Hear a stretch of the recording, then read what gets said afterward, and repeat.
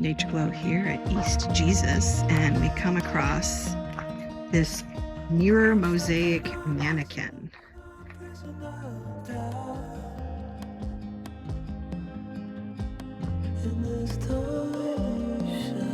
I wanted to point out the mathematics that were used to make this mannequin.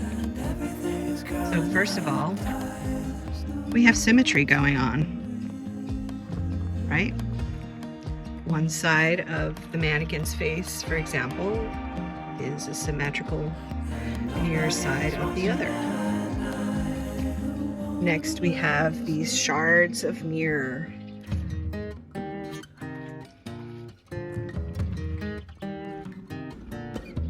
And this is a great example of tilation and tessellation. The tiles are the mirror shards themselves.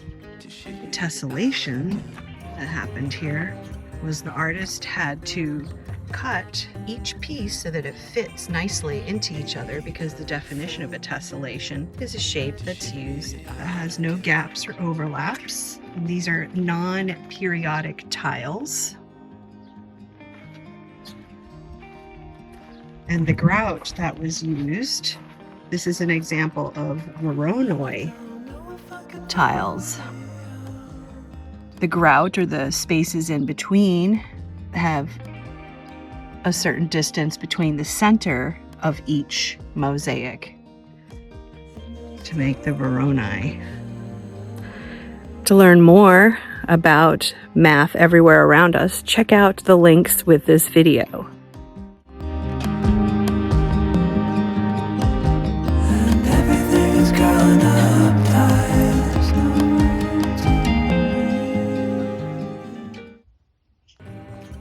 We also have fractal geometry going on, or self-similarity, where smaller shards are similar to the larger shards. I